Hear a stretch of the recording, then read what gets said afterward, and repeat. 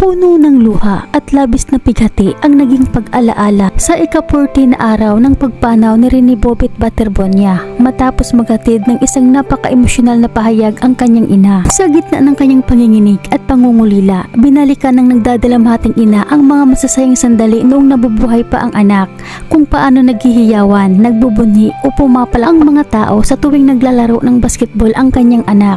Sa pagpatak ng kanyang mga luha, binigkas niya ang mga salitang nagpatahimik sa buong sementeryo. Akala ko noong buhay lang siya maraming sumuporta sa kanya, pero pati pala sa pagkamatay niya.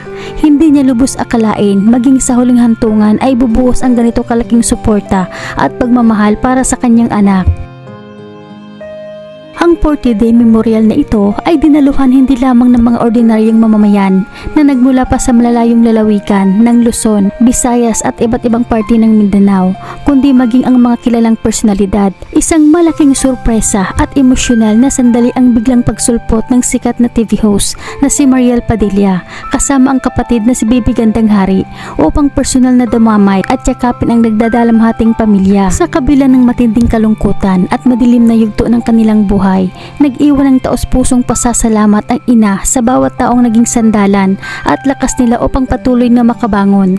Subalit kalakip ng pasasalamat na ito ang isang nagmamakaawa ngunit matapang na panawagan ang hiling na huwag silang iwan ng taong bayan sa kanilang laban at patuloy silang samahan sa pagdarasal at paghahanap ng hustisya at katotohanan para kay Rene Baterbonia. Narito pakinggan natin ang emosyonal na pahayag at panawagan ng inang nangungulila sa anak na biglang pumanaw na hanggang ngayon ay wala pa ring hustisya para kay Rene Baterbonia at Divine Adili. At narito naman ang ilang kuha ng video sa mismong 40 day ni Rene Baterbonia.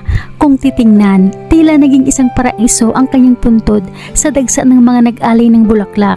Si Rene lang ang nakabasag ng record na ganito, na maging ang mga tao mula sa Luzon, Visayas at iba't ibang dako ng Mindanao ay dumadayo pa talaga para lang makadalo at makiramay. Si Rene lang ang nakabreak ng record kung paano siya minahal ng napakaraming tao.